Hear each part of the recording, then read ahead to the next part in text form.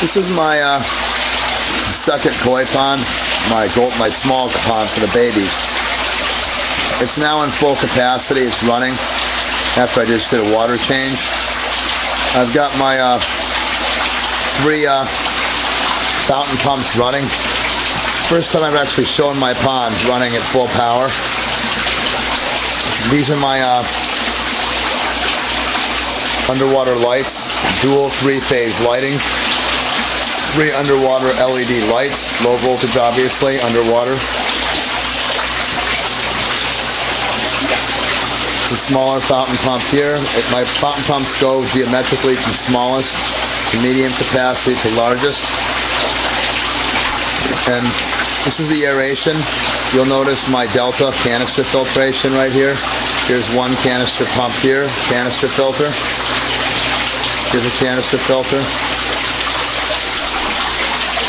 You'll see another canister filter here, which goes into a closet. And then a Magnum filter right down here. So the filtration points are in a Delta configuration, balanced obviously geometrically. This is pond 1 running at full capacity right now. I've got my 5 filters that I've discussed on my previous videos. I've got my air stones, my bubbler bars. Here, here. These 2 here. Let's see if I can get a video of some of my little minnows. And these guys right here are my little minnows.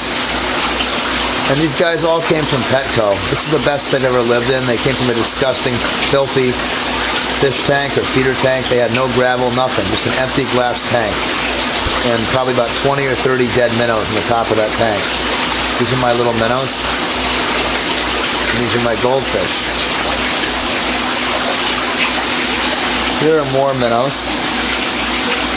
I've probably got about 300 plus minnows in my care today, along with my goldfish. My goldfish love to hide. They don't like the lights, but essentially I have to provide what they call UV light, ultraviolet lighting. It provides the essential lighting properties the sun would normally provide. In a closed room like that I live in right here, I have to have some kind of ultraviolet light that presents every aspect of the light spectrum. And these are not incandescent bulbs. They are actually complex fluorescent bulbs on a central lighting bar. The central lighting bar also redistributes distilled water once or twice a week, about twice a week. It's a dehumidifier to control room humidity.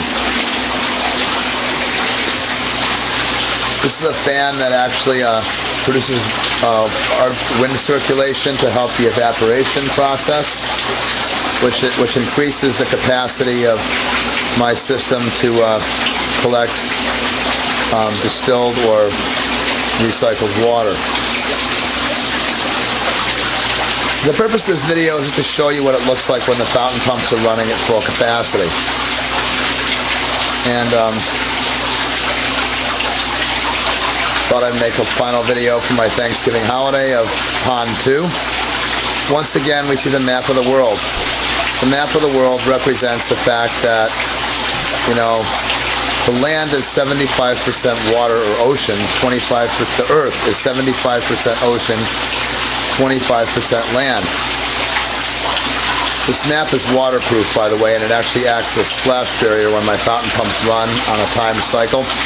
And the map is a graphic representation that we have an obligation as a human race to respect wildlife and take care of fish and not hunt whales or endangered species of marine life for profit.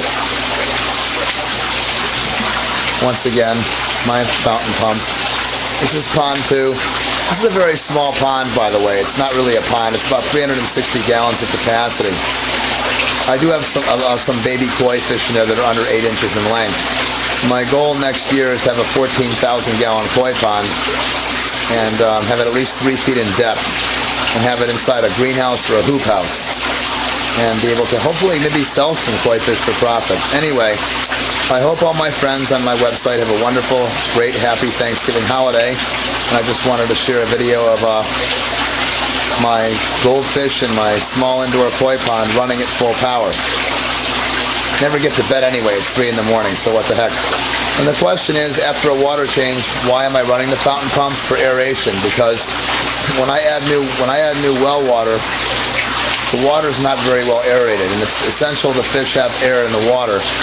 And when in a real lake or a real pond, we have waterfalls, or we have, rainwater, rain, or maybe a stream that enters into a lake. It creates turbulence. The turbulence is what I call natural water aeration. What you're watching right now is the surface tension of the water is being broken. When water falls like this, it breaks the molecular surface tension and it lets the air in the room enter the water. And this is how it really, that's why we have fountains and ponds. These are the air pumps from Petco. They're dual 4-stage air pumps that have 4 air channels. And a lot of people have this idea that the air, the bubbles coming from the bottom of the fish tank is the air that goes into the water. That's not actually true. What actually is happening is the air pump is just creating a natural disturbance. The air bubbles do nothing more than break the surface tension of the water, the molecular surface tension, and create these bubbles. When the bubbles break, the air from the room goes in. So the air pump is basically an artificial device that man created to simulate and replicate a more natural system like the fountain system. I have not actually used fountains in this pond because there's not enough room for it, and I have 5 old-fashioned gravel filters. Ultimately, I would like to have canister filters, but the 5 gravel filters are placed in equidistant points of the pond, and the filters also create bubbling effect or aeration when my air pumps are turned off. The air pumps go on every 6 hours, 6 on, 6 off. So I divide the 24-hour day with a timer right here on my master control board. This is a timer here that does a 6 hour, 6 on off cycle. This is my master timer that controls the air pumps for my pond 1, and that timer also controls the fountain pumps. When I say master control board, I simply mean that this control board controls the life processes in both ponds simultaneously, so the ponds are in rhythm and synchronized with each other. And you'll notice that I have another timer directly below it. I bought it from Price Chopper, believe it or not. This is what I call 12 on, 12 on, off. The lights go on for 12 hours, they go off for 12 hours. The lighting in pond 1 and the lighting in pond 2 are both in phase with each other. They both happen at the same time. Everything's protected by a ground fault circuit breaker interrupter outlet.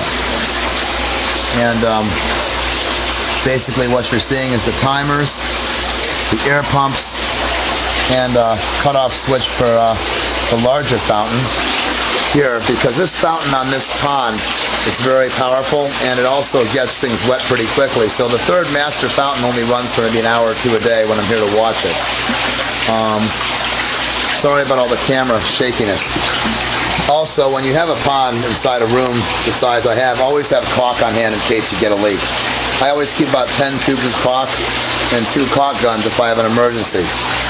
There haven't been too many leaks here, but for safety's sake, I do always have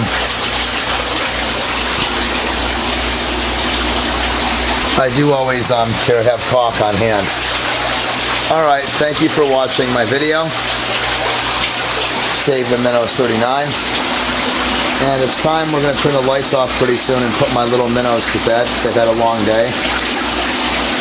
See my little minnows. I can find some on it.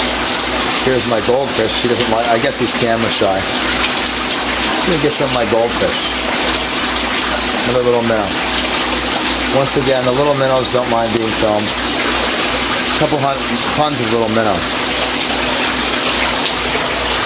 The little minnows don't seem to have a problem being put on film, but maybe I'll get some of my goldfish. There's a fancy goldfish. Her name is, this is Francesca. It's a fancy goldfish.